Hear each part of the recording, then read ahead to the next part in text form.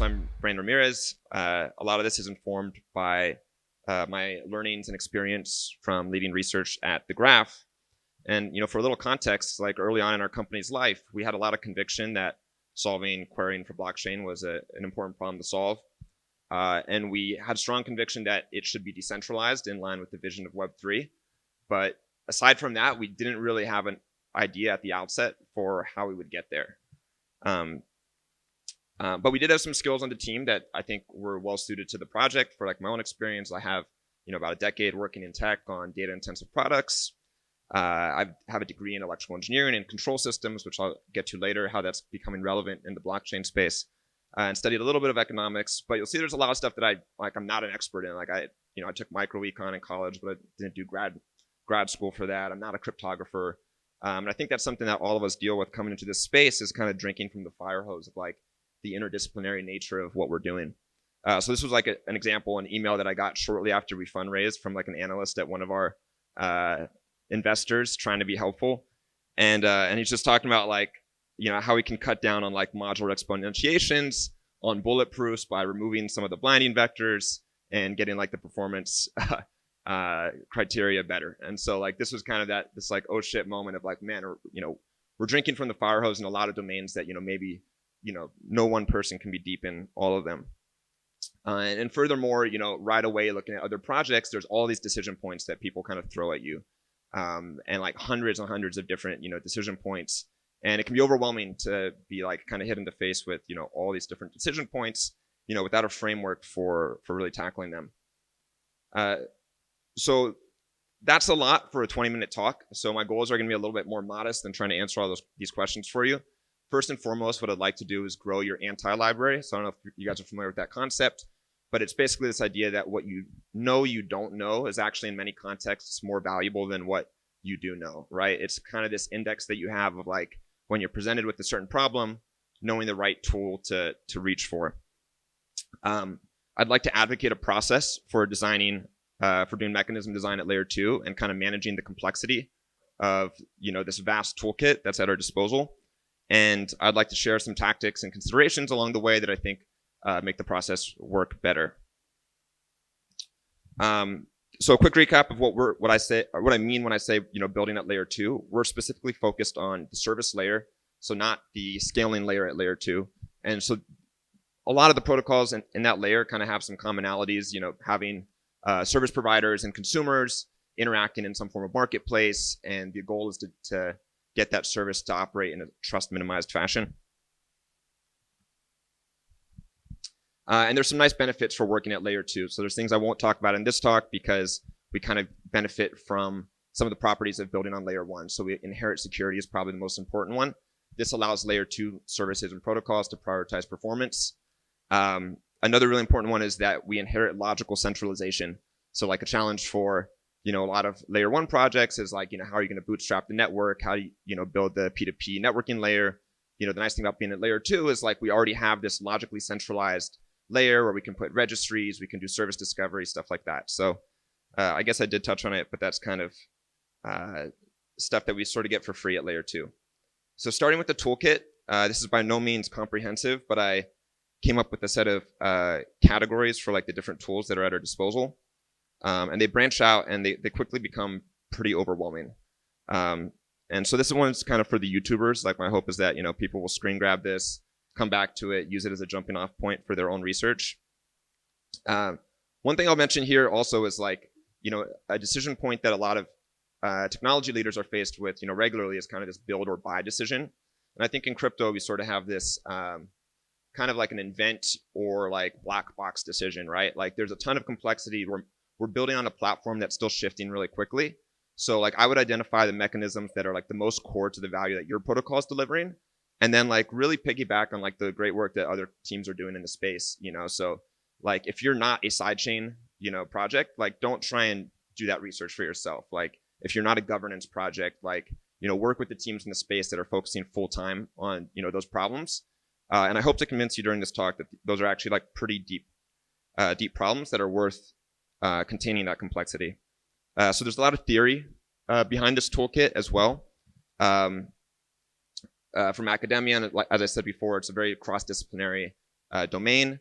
There's a few I want to call out just because I don't hear them mentioned often enough. Things like social choice theory, public choice theory from economics, complexity theory, which is this budding cross-domain discipline in and of itself that's like pioneered by places like the Santa Fe Institute, system dynamics, user experience, behavioral psychology. So these are kind of the domains that I see missing in a lot of the conversations. So hopefully we can get more of those skill sets represented in the work that we're doing. So the process for tackling this, in my mind, actually starts with a step from another process called customer development, which is focused, which entrepreneurs have used for decades at this point to build products that people want. Like we just heard about that in the last talk, how important it is to like not just solve the technical aspects, but actually build a product that people want. So for us, that started with getting problem market fit. That's going to look very different for a lot of teams, but basically you're just trying to validate, like, before you do all the hard work, like, are we solving a problem that people actually want to see solved? So for us, that looked like, during our consulting business, we saw big projects spending tens of thousands of dollars trying to solve the problem as a one-off that we're solving broadly for the space. Some of our first investors were also actually projects in the space that wanted to use the tech that we're building. So that was kind of our like marching orders to say, all right, we validated the problem well enough to like move on to the next steps. So the second step is the technical system design, and this actually also precedes, in my mind, the incentive and like other, kind of classical mechanism design. And this is just like, okay, you've identified the problem. Can you build, even in like Web 2.0 land, can you build a architecture, a system that solves that problem, right? And I think a good principle here is that like, there's nothing new under the sun. A lot of what we're doing is we're kind of adapting this like, a lot of these legacy services and products into like this kind of new paradigm. And so there's a lot of learning that we can do by analogy. So for us, for example, we have a lot of our protocols allow similarities to like distributed caching layers, distributed databases, big data products. So like the first step for us was to look at like, how are all these products architected, and like what stuff can we adapt to, our design that we're trying to bring to the Web3 ecosystem.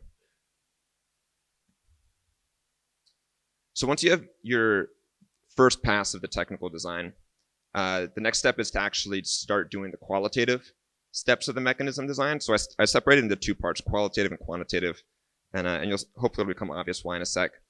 So the qualitative mechanism design is actually pretty straightforward.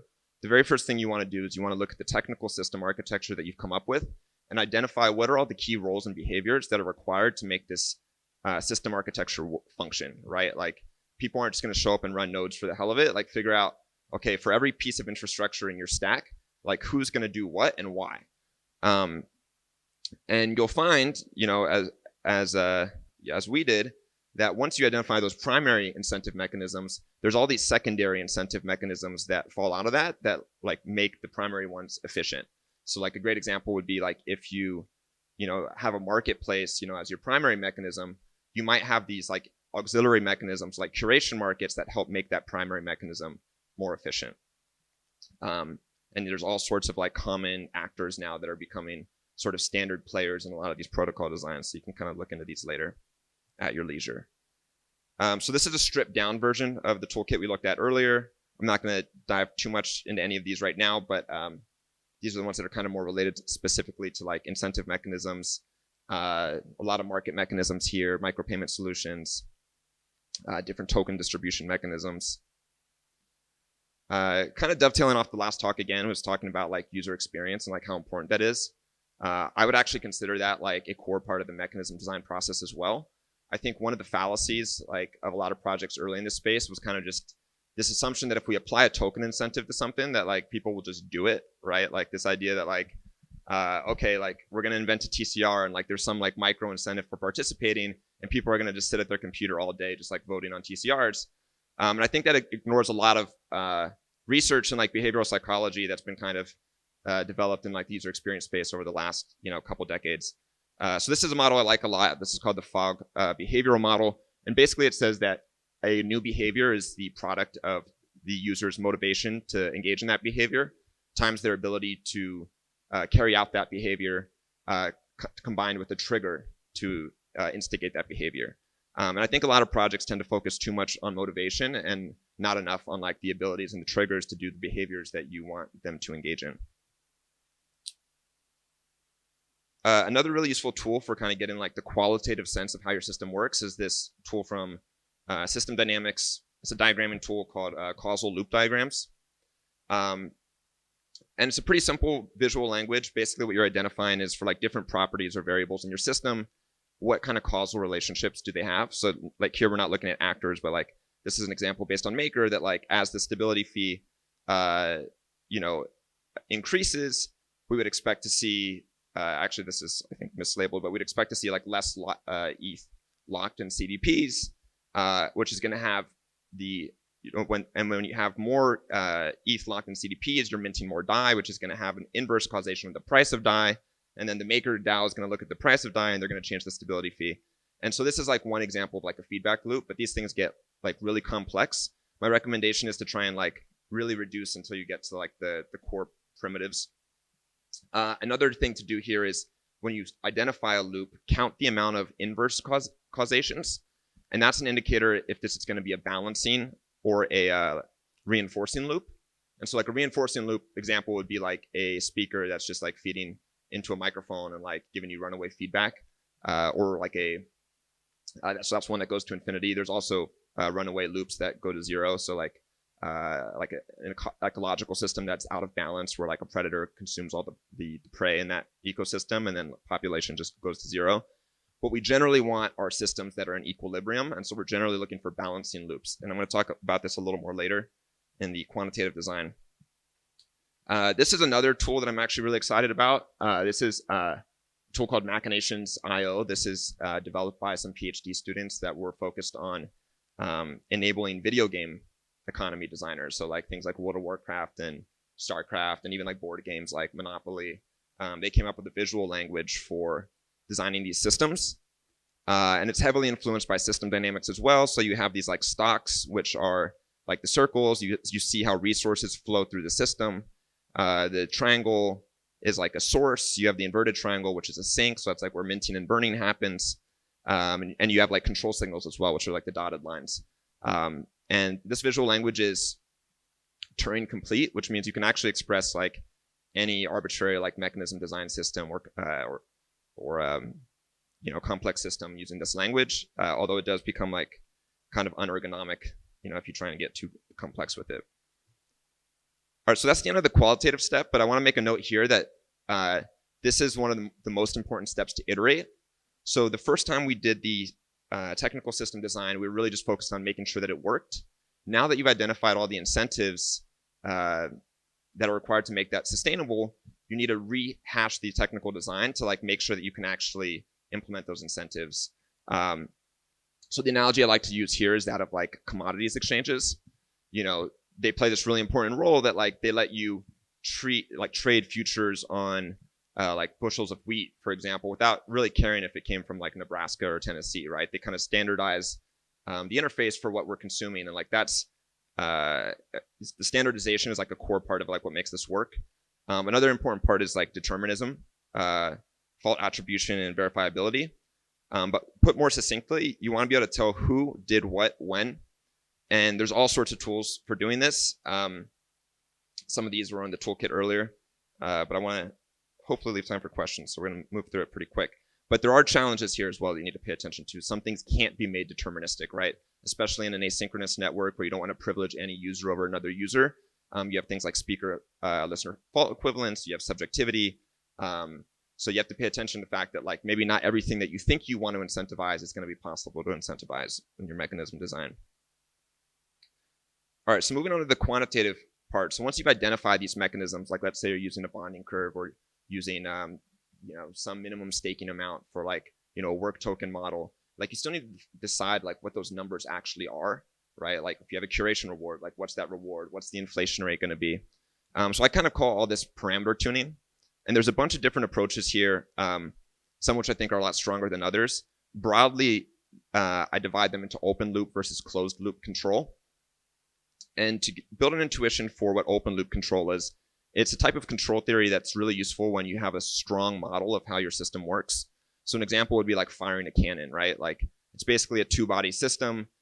We can model it using like classical Newtonian mechanics, account for some wind, and like we can essentially, at the time of firing, know exactly how this cannonball is going to land without any future adjustment.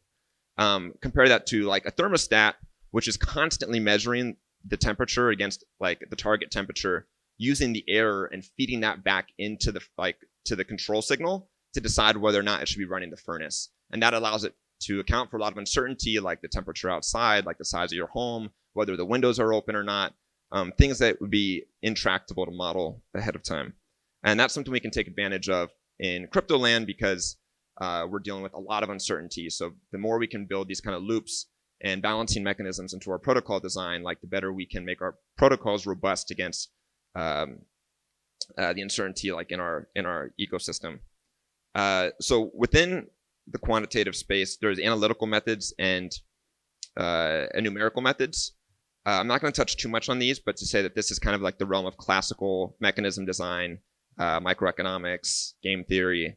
A lot of these become computationally intractable once you start working with like more than a couple players. So like using like game theoretic analysis, for example, once you go beyond like a 2x2 matrix of players, like you quickly get into computational complexities that are like greater, like between P and NPs, right? So it becomes less tractable by kind of analytical methods. So more increasingly, I think we're going to see projects in the space relying on numerical methods, which include simulation. There's a lot of literature around like optimal control theory, dynamic programming. I'm going to touch on a couple simulation techniques that are kind of really complementary to one another. So staying with the thermostat example, this is a block diagram, which is used heavily in like complexity theory and system dynamics. And you can actually simulate these signals flowing through the system. So this feedback loop based on like this sort of block diagram. So there's like, this is kind of in the realm of control theory, but there's like classical methods and state space methods. And one thing I want to emphasize is that just because you have a feedback loop like I show here doesn't mean it's a panacea for parameterization. Even within the feedback loops, it's really important to get your parameters right because you can have feedback loops that actually never reach a stable equilibrium. So you can have ones that like, if you look at this bottom line here, they're like underdamped, or excuse me, they're overdamped. If you look at this white thing that's just basically like an oscillator, like that's underdamped. And so those are systems that never actually reach like a healthy equilibrium. And like an example of what that might look like in a crypto project would be like, imagine if the MakerDAO team was like constantly adjusting its prices on like outdated price data and then was like overcorrecting each time. They would just be in this perpetual swing of never really reaching their target price of DAI, right? And so delays are a common cause of oscillations like that. One thing you might notice that a difference between actually the maker example and like the thermostat example is that in the thermostat example, we're modeling things that are like very predictable through like classical physics. So things like, aggregate temperature in a space, electrical signals, voltages. The control signals in the maker example are a little less clear, right? Like we see this MakerDAO governance and we see that the stability fee incentivizes CDP creation and destruction. But that's not like an electrical signal that we can model using like physics, right? Like that's based on like incentives and like the individual decisions of many distributed agents that might have their own strategies and different behaviors. So this is an inherently top-down approach, which is useful, but you lose a lot of color. And the complementary approach is this bottoms-up approach called agent modeling. And in agent modeling, we're similarly planed through the simulation, one step at a time. But instead of defining the signals at the system level from the top down, we're actually defining individual behaviors on the agents. We can have different types of agents. For example, you might have some, agents that for some reason always want to open CDPs regardless of the stability fee because like they're just not rational or maybe they're just enthusiasts. And then you might have another agent type that's actually more incentivized by just pure market forces, right? So we can play with like, all right, based on the makeup of those, like how is the system going to play forward? The final step is that you should remember that all models are wrong, but some are useful. So actually, after you launch this protocol into the wild, like it's important to take a look at your models and reevaluate and see if you can actually get them to fit to the real data that you're seeing. Tune the parameters on it, tune the inputs, but don't just like leave them to die after you launch your protocol. This is something that you should be coming back to again and again and making sure that they're still useful. And then a really hard decision for a lot of teams is how to evolve the product. The biggest decision point here is whether you want to use on-chain governance or whether you want to make it upgrades through forks. And this is where things like public choice theory and social choice theory come into play. There's a lot of challenges that I think teams should be aware of before they jump into one solution too quickly. Things like Arrow's impossibility theorem, some theorems from social choice that show like the impossibility of having like fair elections in certain circumstances. Vitalik has this great article on how there's like no stable equilibrium in a lot of cooperative games, including voting, where there's always going to be a profitable reason to defect. So I think people tend to get really optimistic about where we're at in governance. And this is an area where I highly suggest black boxing and like let some of this complexity be worked out by the teams in the ecosystem focusing on this. All right, well, thank you. Thank you.